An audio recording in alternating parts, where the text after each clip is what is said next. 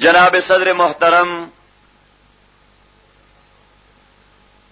قابل احترام صاحبزادہ محمد عمر صاحب بنوری، علماء کرام او عزیزانو مسلمانانو ورونو، ہنگامی طریقے سره دغه دینی اجتماع زمونږ د فکر و نظر ملګری عبدالرحمن صاحب د خپل واده خوشحالی کې منعقد کړی ده. هغه دا غوښتل چې د علاقې د رواج او رسم او روایاتو نه یو څنګ ته دا خپل خوشحالی د دین او قرآن او سنت رڼا کې زه ونمانځم او دا مجلس چې پکې د قرآن او سنت بیان وشي، دغه بیان سره زما دا کور آباده الله تعالی بختور کی. نو عزیزانو ډیر وخت نه سلک ساعت سو بنیادی خبر د تاسو خدمت کې عرض کوم چې ما او تا کله دا کلمه ویلا چې لا اله الا الله محمد رسول الله، د دې کلمې نچوړ او حاصل داو چې مونږه الله تعالی سره دا عهد وکړو چې الله دا مونږ والا ژوند به په داسې ډول تیرو چې په کوم انداز د ژوند تیرولو دپاره تا حکم کړی دی او کومه طریقه د ژوند تیرولو ستا محبوب پیغمبر صلی الله علیه وسلم مونږ ته ښودلې ده. نبی کریم صلی الله علیه وسلم د انسانی دنیا او د انسانیت محسن چې کوم کردار ما او تا ته وړاندې کړی دی، د ژوند په هر ډګر او په هر شعبه کې هغه کردار خپلول د کامیابی کنجی ده. او قرآن کریم دا خبره تاکید او تحقیق سره وکړه او دا یې وفرمایل لقد كان لكم في رسول الله أسوة حسنة لمن كان يرجو الله واليوم الآخر، چې او هغه کسانو چې دا کلمه ویلې ده چې لا اله الا الله محمد رسول الله، الله دوی مخاطب کوي چې دا خبره ز قسم سره کوم او تحقیق سره کوم. لقد كان لكم في رسول الله اسوة حسنة، د جناب رسول الله صلی الله علیه وسلم ذات با برکات دتا د پاره نمونه او ماډل دی، تر پر ډیزاین دی، داتا د پاره ماډل دی، داتا د پاره نمونه ده، د ذات تا د پاره مقتدا دی. معنی دا چې تپخ پلناست ولاړه کې په غم خاده کې په شخصي اجتماعي ژوند کې په واده او ماتم کې هغه طریقه مخبلې چې کم د دوارو جهانو سردار صلی الله علیه وسلم تا ته تعلیم درکړی دی. او عزیزه طریقه که د رسول الله علیه الصلاۃ والسلام نه خپلې نو بے ثبوته دعوا د ای پی ای عدالت نه قبلې نو د الله عدالت په څنګه قبول کی؟ کته دعوا ولري چې زه د رسول الله علیه الصلاۃ والسلام عاشق موزان په مړوم، خو چې پیغمبر علیه الصلاۃ والسلام کوم خبره کوي، نبی علیہ الصلوۃ والسلام کوم دین درکړی دی، هغه د پاره تخپل ګوت زخمی کولو ته تیار نه، خواهش پر خودولو ته تیار نه، نو دا دعوه بے ثبوت دعوه دا او کچه پیشه کې به درته الله تعالی خارج کی. رسول الله علیه الصلوۃ والسلام ته سکسان رالل او عرض وکړو چې او دا الله پیغمبر مو دا الله عاشقانو الله باندې ډېر مینو، دا غواړو چې الله مخبل عاشقانو کې شمار کا. جبریل امین راغی او نقد جواب الله نه راوړ، قل ان کنتم تحبون الله، زما محبوب دې ټول خلقو ته دا اعلان وایا چې کدا خبر ستاسو د ژبې خبره نه بلکې دا مو د زړه تمنا وي، دا خبره مو د زړه وي، خو په ژبه راغلي ان الکلام لفی الفؤاد وانما جعل اللسان علیه دلیلا. عرب وایي اصل خبره په دل او دماغ کې، په ژبه صرف د هغې تعبیر او ترجمانی وشي، او کله داسي چې د زړه او دماغ خبره یو وي او سړی په ژبه بل منافقت کوي. لکه نبی علیه الصلاۃ والسلام لکه سان رالل،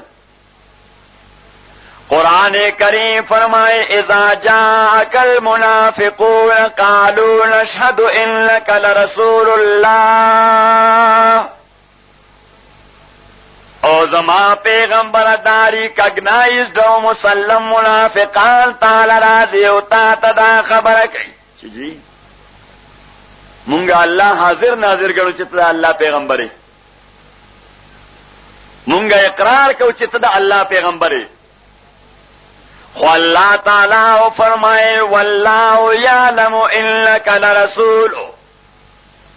اللہ ویزد پی جنم تمالے گلے و زما پیغمبرے، کدوی تامات خیو پخبل دن من دا خبر بے بنیاد دا زکا چو کفا باللہ شہیدا محمد رسول اللہ، اللہ تعالیٰ وید دے خبر آواز دا کافی گوائیوں چھ محمد زما رسول دے صلی اللہ علیہ وسلم. تاسو ټول وای خو اللہ تعالی فرمائے واللہ یعلم انک لرسول، ما تدا پتر چه تزما پیغمبر او مالے گلے، خدا دی چه وای او پا قسم وای او پا شہادت وای او د خدای په حضور و نظر وای چې الله حاضر ناظر دی. دا کې دې مسله ده چې حاضر ناظر الله دی، الله حاضر ناظر دی چې ته الله پیغمبر اوس الله رد کوي د شهادت په شهادت باندې، او وی فرمایل چې والله یشهد ان المنافقین لکاذبون، او زما پیغمبر خبردار چې دوی والا خبر رښتیا ونه مني، دوی والا خبره رښتیا ونه مني. الله تعالی فرمایل چې لا تعلمهم نحن نعلمهم سنعذبهم مرتين، الله تعالی وی او زما محبوبا دا منافقان تا سره ډله کې ناشتي، د تا سره صف کې ناشتي، د تا ملګرتیا کې ناشتي، د تا امامت کې منځونه کوي، خو لا تعلمهم لا تعرفهم تی نه پیژنې، لا تعلمهم لا تعرفهم ته نه پیژنې د دې نفاق تا ته نه معلوم نحنو نعلمهم الله تعالی وای ما هر یو تنخ کړی دا سنغذبهم مرتين الله وای یو وار به سزا ورکوم چې کله حکم تاسو ته چې دغه بظاهر چې ځان مسلمان کړي کافر د 60 ولا وها ته سرو صدوکه کې چولې د 60 ولا وها او دویم چې کله آخرت کې مال راشي بیا دویم سزا ورکوم نازیزانو حزم کو چې جناب رسول الله صلی الله علیه وسلم ته الله تعالی حکم کړي خلق ته وایا چې ان کنتم تحبون الله فاتبعوني يحببكم الله کتا سو دې داو چې ځانشتونه کول غواړي چې زمونږ الله خوخه دا الله پیغمبر باندې مین یو دا الله دیوانګانو یاد رسول الله علیه السلام لیونیو سمون کې داسم سادهګان خلک شته جی مزن واقفنا مزمزنا استنشاق نا چرسون اسکل ناروا کاروبار کول سودخواری کول شراب خرڅول سمگلینگ کول ناپاک کاروبار خپلول او بیا سمگلینگ د داسې شیونو چې دا انسانیت د پاره ظاهر قاتل وی انسانیت د پاره ظاهر قاتل وی او عزیزانو هغه ظاهر قاتل والا کاروبار چې مونږ کو تصویر سره په لاس نو زما په خیال دا معاملې خو ډیره ګډوډ ده دا خدا سي دا لکه د ملیریا د پاره چې سړی ریسوچین ګولای مچې ورپسې ترویش وملیمس کیخه دا څه نو سره ریسوچین ګولای خو یقینا علاج د ملیریا خو چې ورپسې یو جام ترمیش وملې اوس کله د پلار نیکه بیره دی غرکه شوخه دا ملیریا کنورټ کیږي ټایفاید ته او چې ټایفاید سی او کرانیک سی نافته کې دنه بر جنازه روانه چې 3 بجې جنازه راخه چې یو طرف ته سړی دینداری کوي تسبیح پلاسی منس کوي او بل طرف ته ناروا کوي حدیث کې راځي جناب رسول الله صلی الله علیه وسلم په یو موقع باندې صحابهونه تاسو کو چې اتدرون من المفلس غریب وی چاته وي نو خپلواګي کې او جمرود کې غریب چاته وي چې پیسې ورسره نه چاته وي جواب لکه راکې چاته وي چې پیسې ورسره نه صحابه جواب کمل لا درهم له ولا دینار له غریب هغه چاته وي چې څوک د روپو د پیسو مالک نه دی بے مال او بے دولت دی حضور پاک فرمایل چې دا دنیا والا او دولت والا غریب میں مراد دی آخرت والا غریب څوک دی صحابه وی فالله ورسوله اعلم دا خو د دینی مسلې خبره ده الله ته او دا پیغمبر ته پته ده جناب رسول الله صلی الله علیه وسلم فرمایل چې د آخرت غریب او مفلس هغه سره دی چې د الله لراشي منځونه یو پندور سره دی روزه یو پندور سره دی وظایف او اسکار او اوراد یو پندور سره دی عبادت او عمره او حجونه طوافونه یو پندور سره دی خو رسول پاک فرمایي اخذ مال هذا دغلته دا ناروا کار کړی د معاشره کې دغلته دا ناروا کار ډیولپ کړی دی دغلته دا سړی غریب ذلیل کړی دی دغلته کاروبار د شراب خورای کړی دی اغلته ناپاک ځای باندې غیرت کړی دی ګناه باندې ټینګ ولاړ دی د ګناګارو ملاتړ کړی دی دا غي سرپرستی کړی دا نبی کریم علیه السلام فرمایي چې د کردار باندې چاته سم نقصان رسیدل دی کدا بزرگ دی که دنیا د نیک پنامه باندې پیجنی کا اوراد وظایف کوي عمره حجونه او عبادت کوي خو نبی کریم فرمایي دا عبادت په غسته شي مصیبت زده ولا بدله کې ورکوې بشي ثم یمر علیه فیلقى فی النار او بیا به متعلق الله فیصلو کې چې دا والا او دوزخ ته وغورځوا الله دې موږ له امان ناکي نو الله دې موږ د آخرت د افلاس او د غربت نو ساتي نو نبی کریم علیه السلام تعالی وی چې قل ان کنتم تحبون الله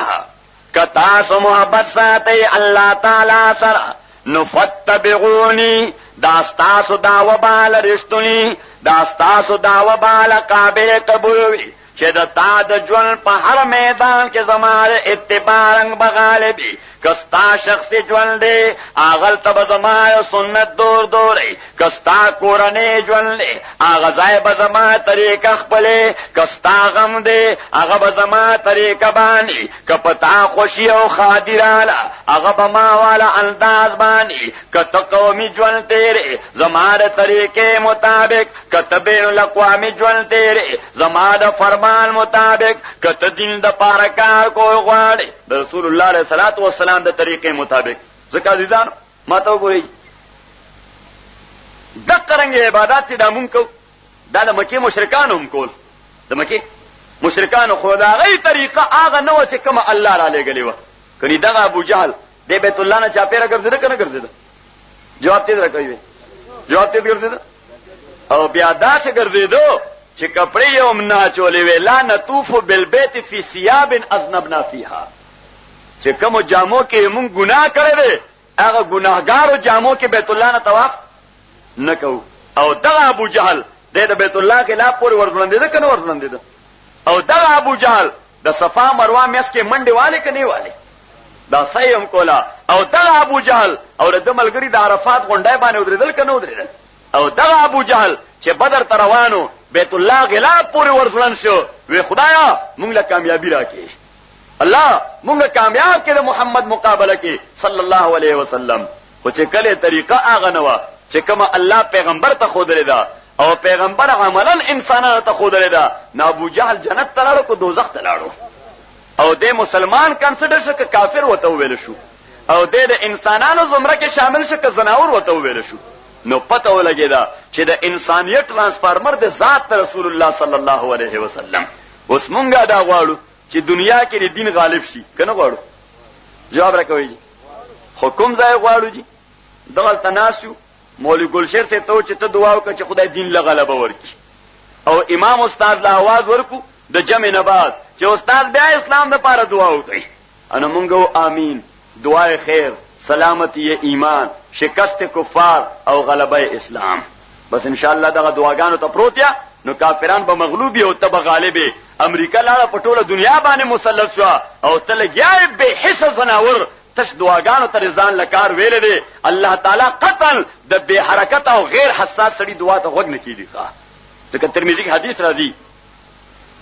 جناب رسول الله صلی الله علیه وسلم فرمایل چې ان الله لا يقبل الدعاء عن قلب الغافل الله الله تعالی دعاګانې نه قبلې دعا غزلو چې هغه کې درد ني دل والا او اسلام والا او چې کله درد تا کې پیدا شو بیا سړی جمعات کې دعا باندې اکتفا نه کوي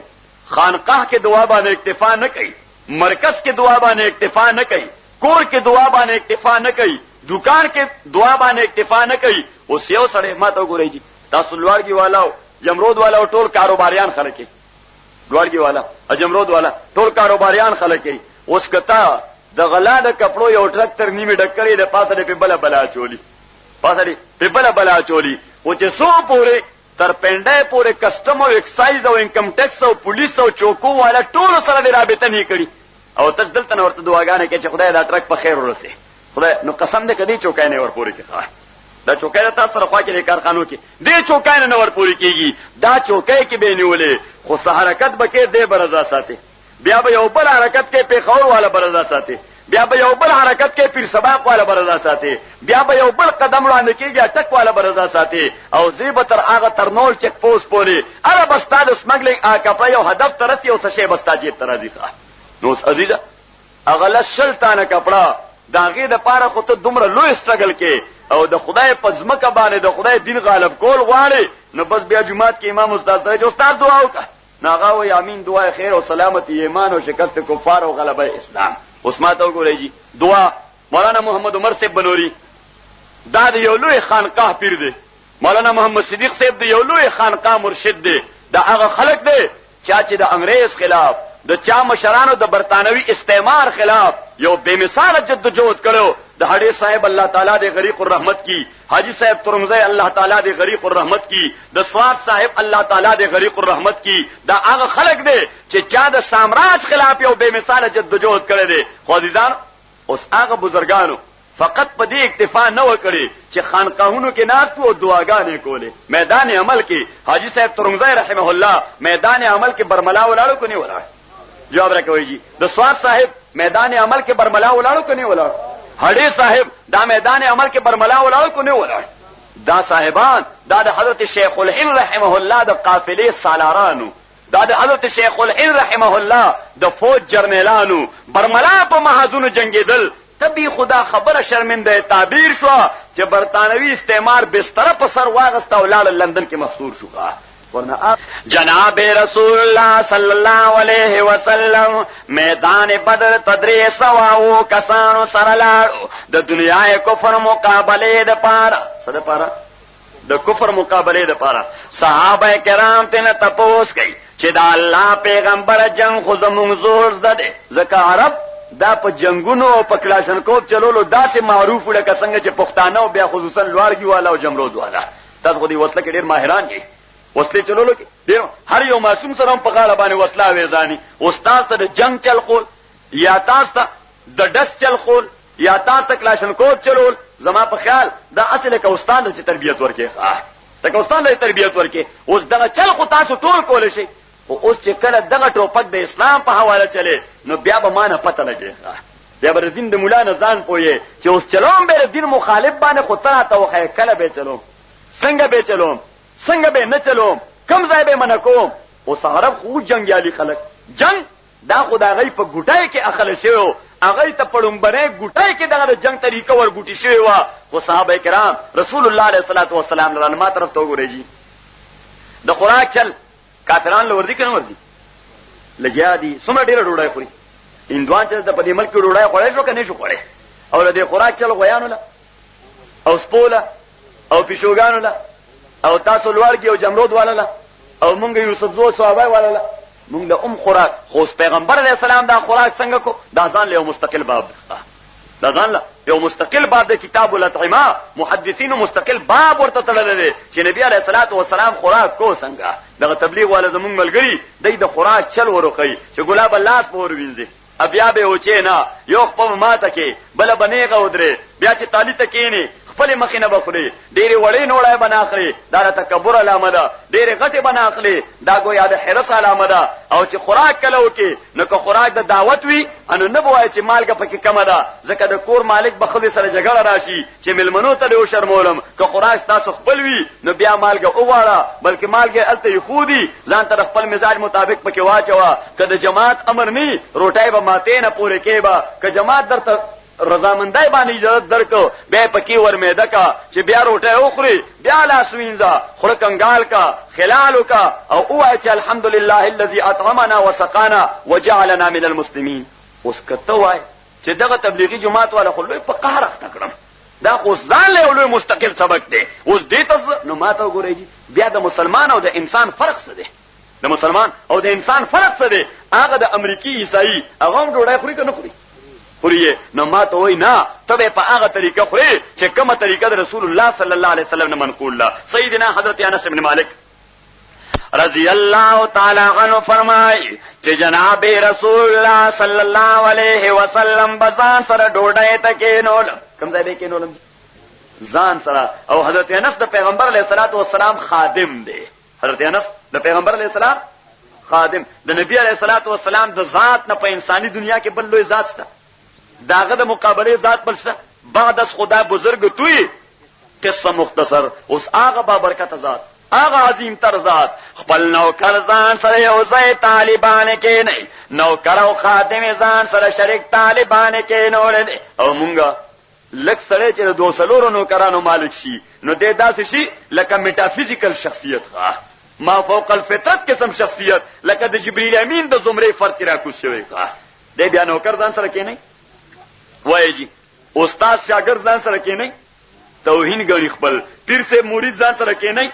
توهین غړي خپل چې درشن خرابيږي. او د دوالو جهانو سردار صلی الله علیه وسلم سیدنا حضرت انس رضی الله تعالی عنہ ځان سره روټه ته کېنو او طریقې ورخودلا چې یا بنیا سم الله وکل بیمینک وکل مما یلیک. بچی بسم الله وایا سوایا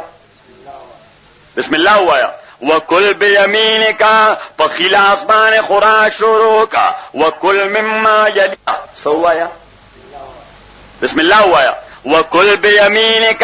پخیل آسمان خوراک شروع کا وکل مما یلی کا اخبر جانب تا خوراک کوا دبل ملگری مخی تا غپی موحا دبل ملگری مخی تا نوڑای مپوری کوا ذکر دینا انسانی طبیعت کرک کئی او تب ډیر حریص کار شي چې دا مړه د انسانانو خوراک دی انسان خو د انسان طریقه باندې خوراک کوي خپل مخې ته نوړای لوندوا او هغه خېټې ته ور اچوا نو الله تعالی او فرمایل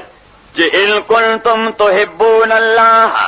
فاتبعوني يحببكم الله کتا سو محبت ساتي الله سره او تا غواړي چې موږ د الله عاشقان شو نو دې د پاره یو لار ده چې فتبعوني رسول پاک وې ما ته بګورې اغه انداز او هغه طریقه مخبلوي جی دغه دین د پاره ستړي به تیرې هغه شان لکه ما چې تیرې کړې دي اوس آرام او راحت والا دین د ټولو خلکو خوښ دی کني دی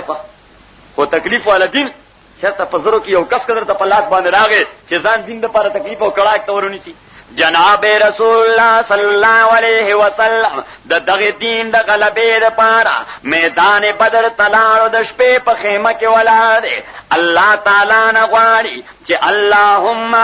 ان تهلك هذه العصابه لن تعبد في الارض ابدا الله دا ډلا زماره پنځل سو کالو مهنت دا درې سوا دیالس کسان د سو کالو مهنت ته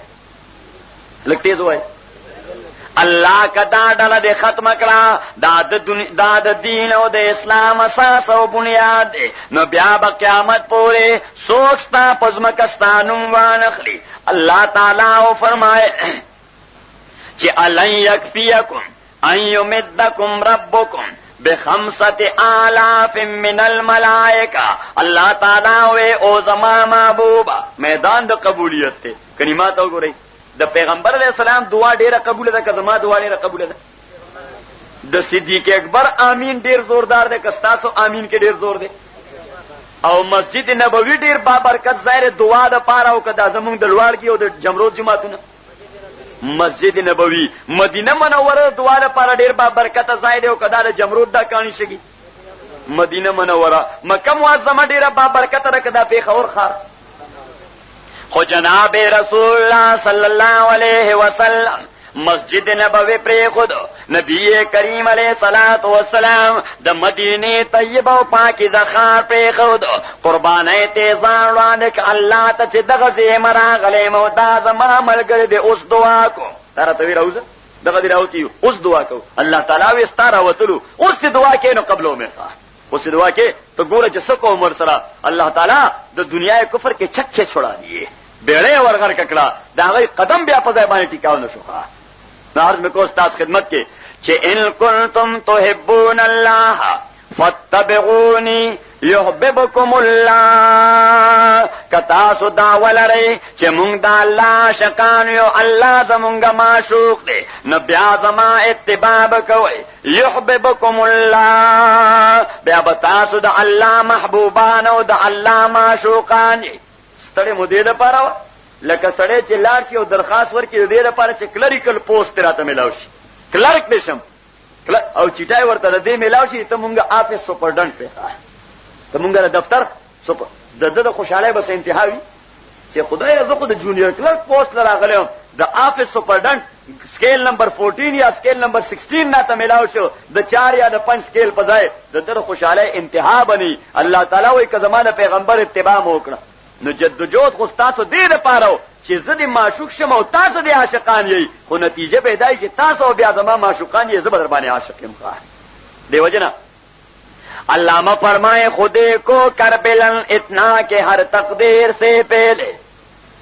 خودی کو کربلن اتنا کہ ہر تقدیر سے پہلے خدا بندے سے خود پوچھے بتا تیری رضا کیا ہے بیا اللہ تعالیٰ دتا مرضی غالے و دتا مرضی بانے کار کئی جناب رسول اللہ صلی اللہ علیہ وسلم فرمائل کہ رب اشعصا اغبر لو اقسم باللہ لعبرنا دیر کرت یو سڑے بداسی چتا تبا ببرسر اخکاری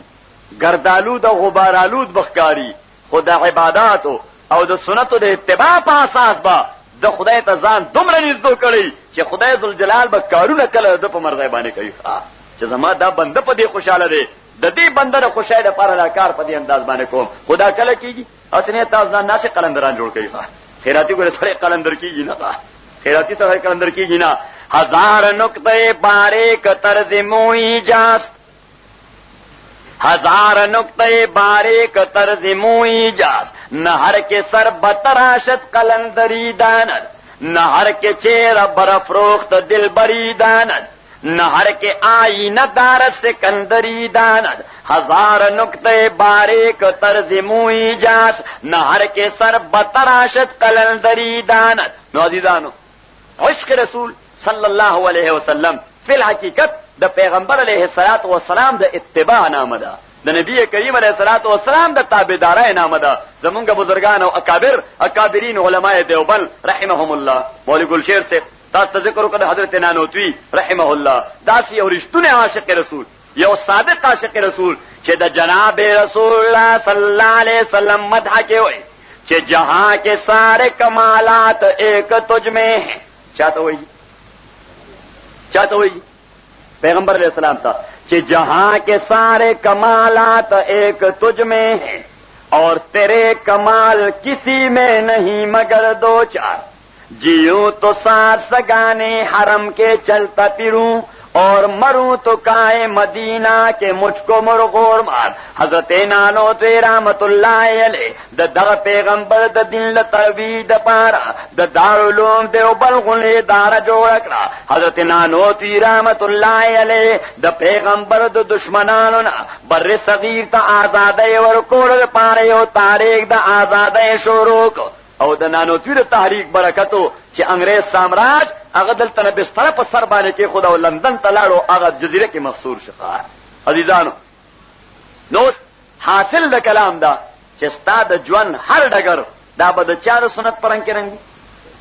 د جناب محمد رسول الله ټول وای صلی الله علیه وسلم پیغمبر علیه الصلاۃ والسلام ته بس دا یو خبر کوم ان شاء الله ولګه تفصیلی نه ما طرف ته متوجه شي جناب رسول الله صلی الله علیه وسلم چې کله دعوت د مکه معظمه نه یوې دنیا او بل دنیا ته ورسید خلک بدل راتل خار کې سنې معاملہ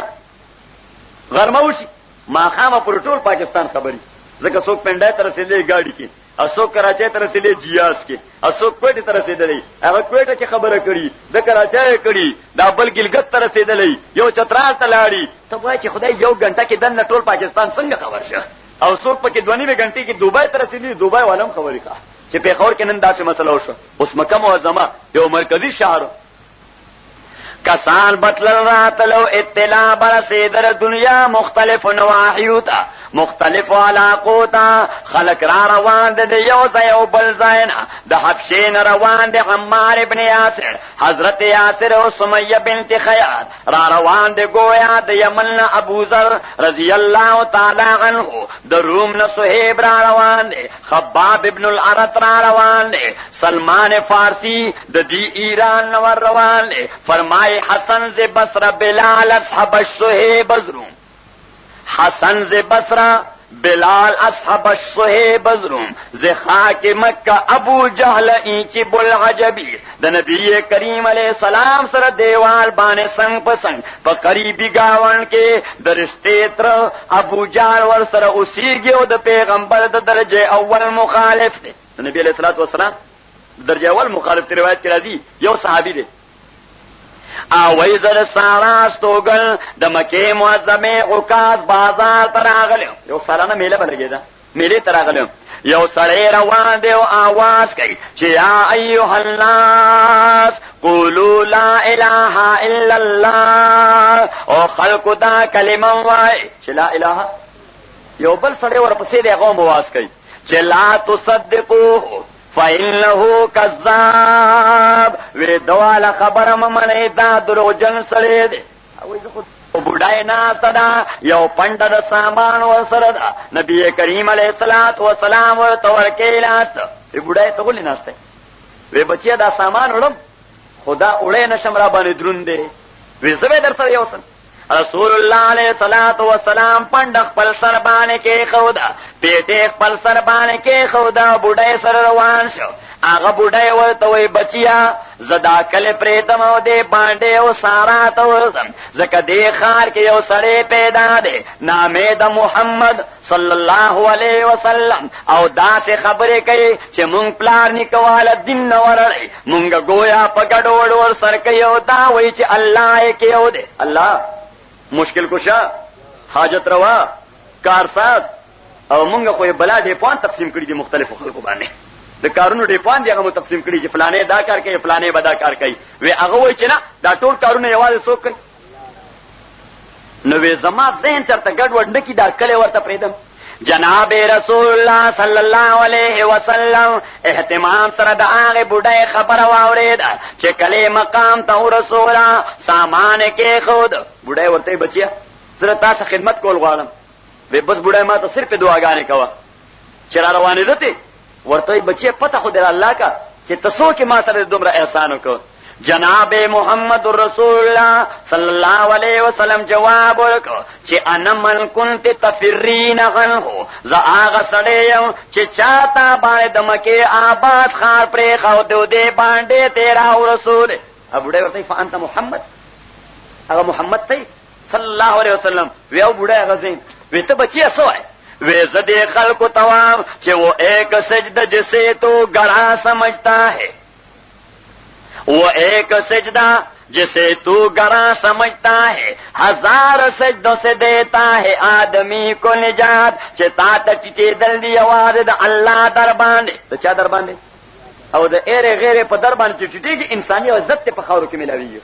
عزت نفس مجروع کی گی وہ ایک سجدہ جسے تو گڑھا سمجھتا ہے ہزار سجدوں سے دیتا ہے آدمی کو نجات ابو ڈائی ورتوے بچیا دا خبر خو زما زین قبول کړه او ما ته ما خپل پروګرام وایا رسول پاک ورتوے موردا سوایا چې لا اله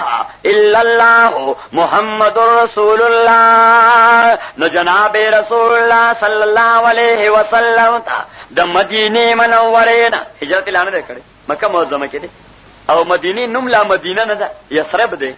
مدینه الشوا چې پیغمبر علیہ السلام ورتلاړو نو نوم بدل شي مدینه النبی صلی الله علیه وسلم د پیغمبر خار صلی الله علیه وسلم د پیغمبر خار صلی الله علیه وسلم اوس دو خارونه دی با برکت دنیا کې یو مکه معظمه او یو مدینه منوره سیدنا حضرت امام ابو حنیفه رحمه الله نه شاګرد تپوس کوي چې جی مکه معظمه د ډیره که مدینه مبارکه ده ډیره حضرت امام صلی الله علیه ورته وی زاهد عابد د پاره مکه معظمه ده او د عاشق د پاره مدینه معظمه ده عظمت د دوالو ده خو د یوې د زود عبادت په حواله او د بل د عشق او محبت په حواله باندې مدینه منوره عشق او محبت والا خار ده او مکه معظمه زهد او عبادت والا خار ده الله تعالی دې د دوالو بارها زیارتونه مونږ ټول ته نصیب وکړي تاسو ټول امین وای نازیدانو جناب رسول الله صلی الله علیه وسلم تا د یثرب نه کسان رال زنانا او نارینا د حج په موقع باندې پیغمبر علیه الصلاۃ والسلام د شام راو استل دغری او دریتا هغه درکه ځان سره کینول هغه پیغمبر علیه السلام ته پوښتنه کوي چې خبره څه ده ځکه چې ملکان ستا مخالف دي څوک دې مخالف دي ا دې سملای منبران ستا مخالف دي انوابان او د اقتدار په کرسي ناس خلک ستا مخالف کله هم چې د الله ر دعوت مقابله کړی دا نو سلور پنځو طبقاتو کړی دا اقتدار والو خلکو یوا اقتدار والو خلکو یوا جاگیردار سرمایدار او صنعتکار دوا جاگیردار سرمایدار او صنعتکار دویم او د اقتدار د ملګرو ملاتړ پیرانو او مولیانو دا درې طبقه هغه دي حضرت امام سیندی رحمت الله علیه فرمایي چې همیشه د جبر ملاتړ کړی دی او د حق لارې بند کړی دی او نبی علیہ السلام فرمایي چې انما هلك من كان قبلكم اذا سرق فيهم الضعيف قطعوه واذا سرق فيهم الشريف تركوه وعندنی امتنا الله پدې هلاک چې کله باغوي کې جرم مالدار او با اثر سړی کړو هغه د پاره قانون نو او چې کله به غریبو کو نو داغه به د خلاصې دو رو بیانو هغه به کله سر لګي دا او کله به خپل لګي دی به به غر کوا چرته د تیخ تیروي نو چې په کومه غاړه باندې خلاص شم نازیدانو عرض مې کو استاد خدمت کې چې جناب رسول الله صلی الله علیه وسلم دا کسان د غره درکه کېنول ورته بیان شروع چې دا خلک زما ځکه مخالف دي د اقتدار په کرسۍ باندې ناس سرداران ځکه مخالف دي، دولتمن او جاگیردار سرمایه‌دار ځکه مخالف دي، او مذهبي ټیکهداران ځکه مخالف دي. جناب رسول الله صلی الله علیه وسلم هغه کسانو ته چې دای مې ځکه مخالف دي چې انما ادعو الى الله، زدا الله زمکه باندې د الله د نظام خبره کو. څه خبره کو؟ چې زمکه د خدای د دې باندې به قانون د چاوي، نظام به د چاوي. زمونږ جمعیت علماء اسلام ملګری یو نعره لګئی چې جمعیت کی دعوت، جمعیت کا پیغام، خدا کی زمین پر، خدا کی زمین پر. نو د حکمرانانو مونږ سره نه لګي، د سرمایه‌دارو مونږ سره نه لګي، د جاگیردارو مونږ سره نه لګي، د کارخانه‌دارو مونږ سره قسم دې که زمونږ ور سره هم لګي ښه که د هغې را سره نه لګي نو زمونږ هم داسې بدې شي لکه د خېټې درد ښه. سرمایه‌دار هم بدې شي، جاگیردار هم بدې شي، کارخانه‌دار هم بدې شي، ارباب اقتدار هم بدې شي. داسې د خنزیر زوی راته ښکاري ځکه د خدای د دین مخالف دی ښه، د خدای دین مخالف دی. حاجی محمد امین صاحب رحمت الله علیه فرمایل وې مونږ خو الله نه پاکستان غوښته قرآن نه پاره، مونږ خو الله نه پاکستان غوښته قرآن نه پاره چې په قرآن نشي رڼا دا پاکستان بسوي، او چې د قرآن قانون خوښ په پاکستان کې نه وي، چې دغه قسم شیطان نه وي نو شیطان بسوي. نو شیطان ټایپ خلک هغه به زما خوښ عزیزانو.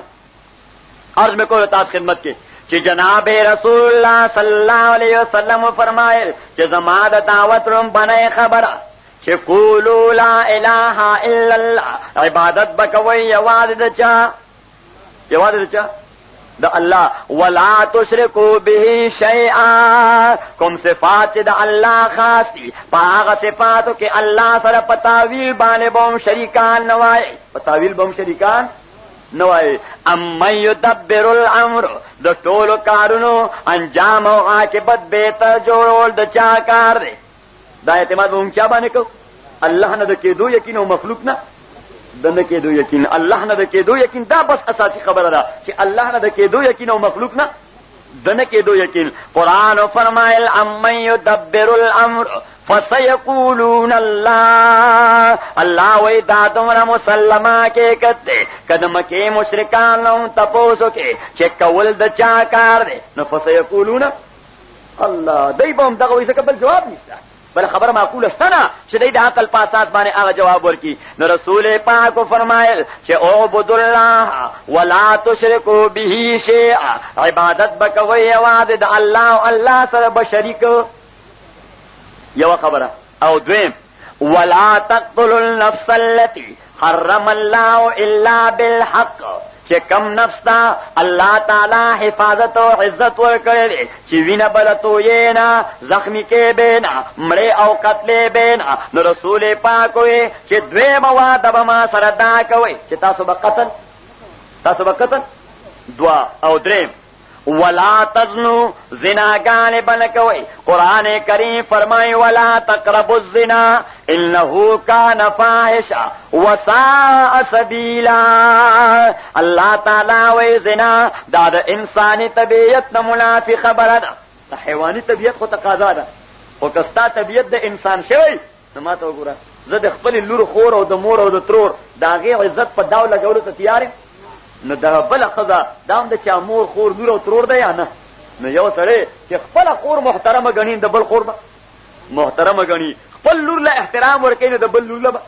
احترام ورکوي. دیو جن الله تعالی فرمایل بلیغ نه وکړه چې ولا تقربوا الزنا انه كان فاحشا وساء سبیلا. جناب رسول الله چې وعده د پاره دا دومره اهتمام سره خبره وکړه چې ان نکاح من سنتي، نکاح زما طریقه ده، فمن رغب عن سنتي فليس مني. چا که دین انکار وکړي بیا زما امتی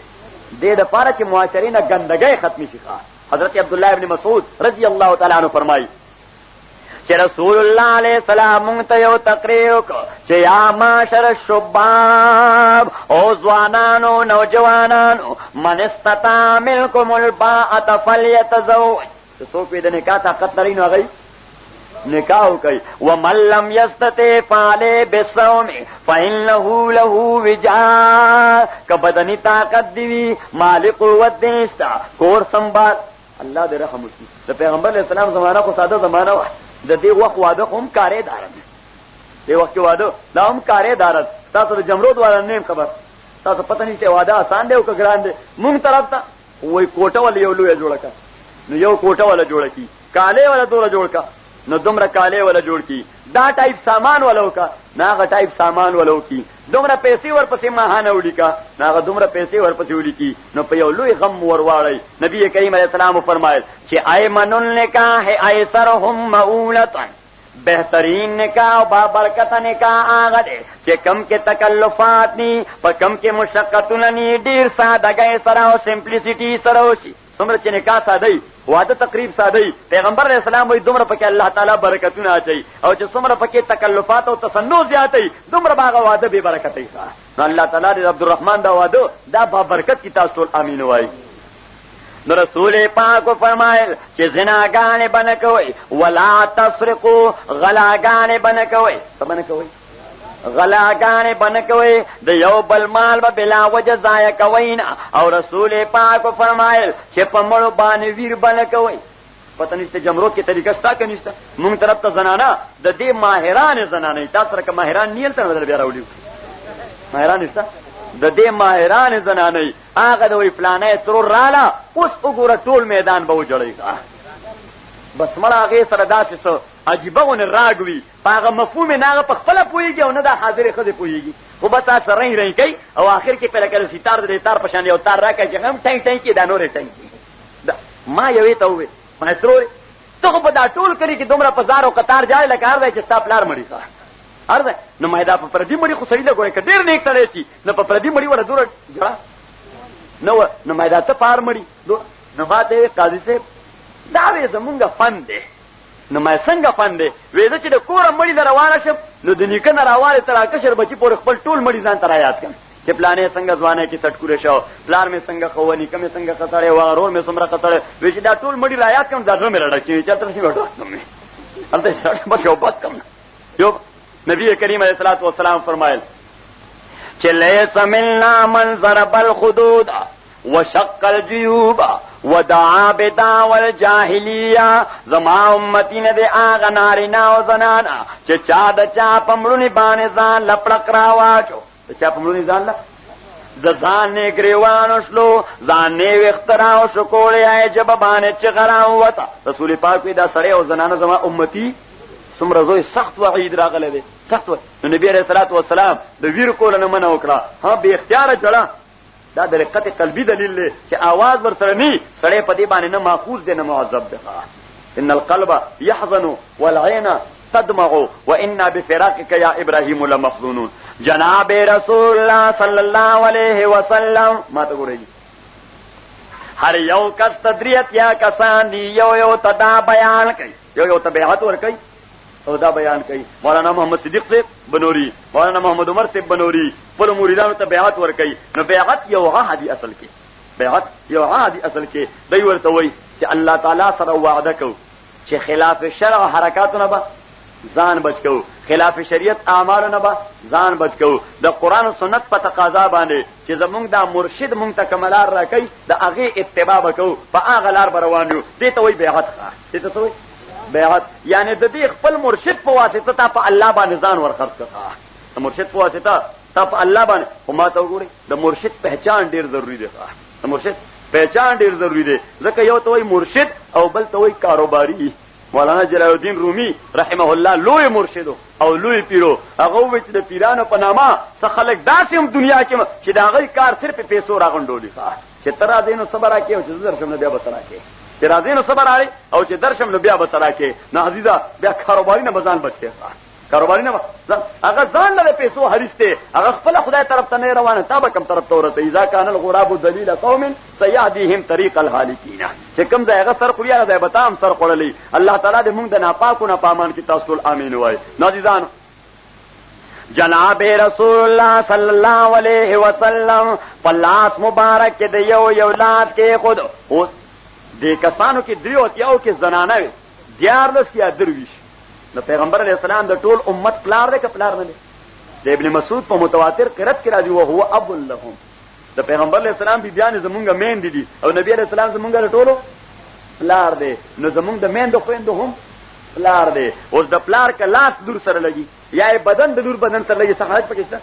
حالت پکې څه؟ او پیغمبر علیہ السلام د فتنې دروازه بنده وساتله چې گمراه پیر د ځان د پاره زما عمل دلیل نکي. نو پیغمبر علیہ السلام هغه زنانه وتا صادر داسې ورکونی سجدا صادر پولیس کې ونی سجدا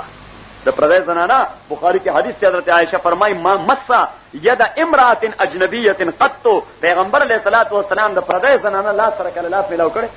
نو پولیس کې مبارک ورته څه ورکو چې ته دا پولیس کې ونیسا. یو پولیس کې به حضور پاک نیولو بل باغ زنانه نیولو په دې انداز به هغه ته بیعت ورکو هغه به وعده کوله. اوس یو زنانه ډیره زور وره چې کله ورته چې مړی باندې به ویر نه کو نو هغه فورن صادر پرې.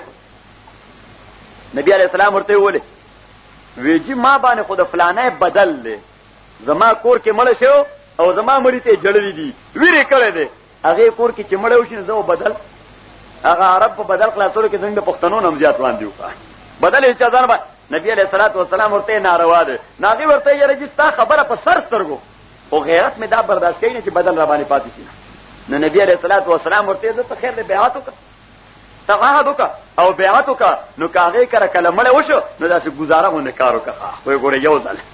گزاره غو نه کارو چلو وګوره یو ځل. عزیزانو جناب رسول الله صلی الله علیه وسلم اخر نه خبر ورته وکړه چې ما بزان سره ګوره الله به یو غنی وسره به شریک نه پیدا کوي، قتل به زنا به غلا به ویر به نه کو. اخیری خبره ورته وکړه چې ما به په غم او په خادای کې ځان سره شریک وای. غم کې به هم ما شریک وای او خادای کې به هم، یعنی که تاسو کړه مړ وشي نو ما به بچت خامخا را لېږي او که تاسو کرو وادي نو ما پسې به کارډ خامخا را لېږئ. معنا یې دا وه چې که تا کور کې وادي نو په هغه طریقه به کې چې ما څنګه کړی دی زما صحابو څنګه کړی دی ما کومه ته او که تا کره مړی وشي نو په هغه انداز به سنبالې چې په کوم انداز باندې ما مړی سنبال کړي دي او ما کومه طریقه در ښودلې ده. بیا دې ځای زمونږ یو بزرګ حضرت علامه انور شاه کاشمیر رحمت الله علیه ډېره عجیبه خبره کړې فیض الباری کې لیکلې ده شرح د بخاري کې چې اوس دوه قسمه رواجونه یو مونږ د خادای په موقع کوو بل د غم په موقع او د مړي په موقع. علامه انور شاه سے فرمایي چې د خادای رواج صرف رواج دی صرف. نو که حرکت خلاف شرعي نو حرام وي، که حرکت خلاف شرعي نو څه وي حرام وي. لکه ډولکی وال او تورای وال جی اډمه ګډول او وی سی آر باندې بلو پرنٹ قتل اوس دغه سيزونه دا څه شي دي؟ دې ته بدعت نه وایي، دې ته بدعت نه وایي، دې ته څه وایي؟ ځکه دغه کار چې څوک نه دین په نامه خو نه کوي دا دمه چې څوک غړي سوې دا دینی کار د ثواب دی پکې. نو د بدعت تعریف کړی دی علامه انور شاه صاحب چې هر هغه رواج چې د ثواب په نیت باندې کیږي هغه ته بدعت ویل شي او کوم رواج چې خلاف شرعي هغه ته صرف حرام ویل شي. نو حضرت علامه انور شاه صاحب وایي چې دغه رواج وګوره که د شریعت مخالفي او په خادای کې کیږي او د ثواب په نیت نه کیږي نو حرام دی او که د غم په موقع یو د ثواب په نیت کیږي نو بیا بدعت دی. نو علامه انور شاه صاحب رحمت الله علیه فرمایل چې رواج من کل لجون کار شي نه دی. رواج هر یو رواج دا کار نه دی او رواج ته بګوري چې شریعت خلاف نه بیا څه بیا حرام دی او ناروا دی او بیا هغه ناروا رواج کله ثواب په نیت باندې کینو بیا بدعت دی. دا علامه انور شاه صاحب رحمت الله علیه یو ډیره بهترینه ضابطه ورکړه او یو ډیره بهترینه کلیه ورکړه. نازیزانو دا څو خبرې وي چې تاسو ته د موقع او د محل په مناسبت باندې وکړي. الله تعالی دې په دې باندې ما او تاسو ټول ته عمل توفیق راکړي او الله تعالی د عبدالرحمن واده دا ډیر با برکت کړي او الله تعالی تاسو ټول ته دنیا او د آخرت خیر درکړي. واخر دعوانا ان الحمدلله مونږ چې سو استاد رضا لپاره مو وي الله دې کسانو چې ور استاد رضا لپاره اوریدل الله زمونږ ټول ناراضي شي. خدایا دغه واده د عبدالرحمن چې په دې کې دا نیک نه پر منعقد کړو الله تعالی دا واده ولا بابرکت کړي. خدای د کور والا او د هغه گویا دلهن کور والا هغه ټول بابرکت کړي او هغه دواړو له خیر ورکړي. خدای دې دواړو خاندانونو میس کې دلی او قلبي جوړ پیدا کړي. سوچ دې سره په دې خدای کې شریک دي او دې په دې خوشاله دي. الله تعالی د هغه ټول مقاصد او کامیابی او کامیابی نصیب کړي. کریم خدایا د دین په حواله باندې زمونږ د عقیده اصلاح کې خدای زمونږ د عمل اصلاح کې الله زمونږ د اخلاقیات او اصلاح کې خدای مونږ د عقیده د فساد نه د عمل د فساد نه د اخلاق او د فساد نه محفوظ او مامون وساتي. الله تعالی مونږ د هغه نیکانو خلقو تابعداران کې چې کوم نیکان خلق د قران او سنت صحیح علمبردار دي د قران سنت په اساس. ونشهد ان سيدنا ومولانا محمدا عبده ورسوله. ما عزت منو علماء کرام موجود تھی. سید المرسلین و خاتم النبیین. دا ڈیرہ مبارکہ مقدہ. اما بعد فاعوذ باللہ من الشیطان الرجیم بسم اللہ الرحمن الرحیم.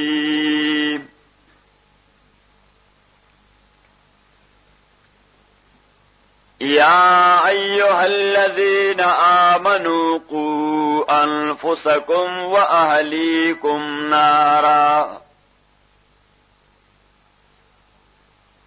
وقودها الناس والحجارة عليها ملائكة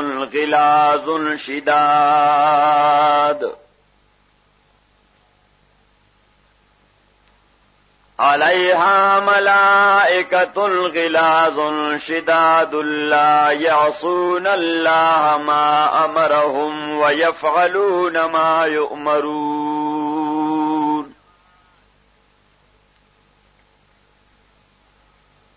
يا أيها الذين كفروا لا تعتذروا اليوم إنما تجزون ما كنتم تعملون.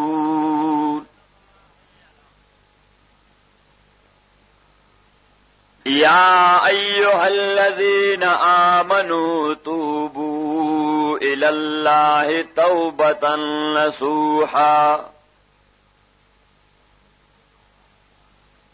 عسى ربكم أن يكفر عنكم سيئاتكم ويدخلكم جنات تجري من تحتها الأنهار يوم لا يخزي الله النبي والذين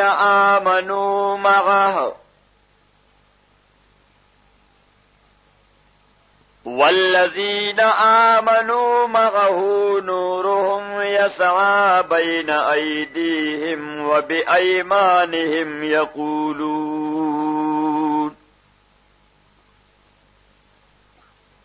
يقولون ربنا أتمم لنا نورنا واغفر لنا إنك على كل شيء قدير.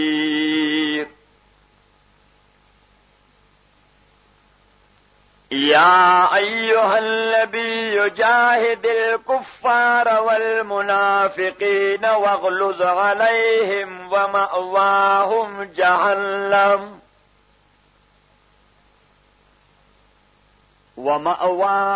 جهنم وبئس المصير.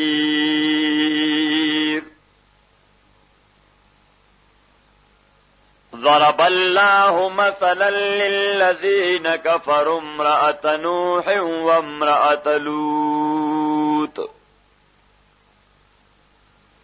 كانتا تحت عبدين من عبادنا صالحين فخانتاهما فلم يغنيا عنهما من الله شيئا وقيل ادخلا النار مع الداخلين.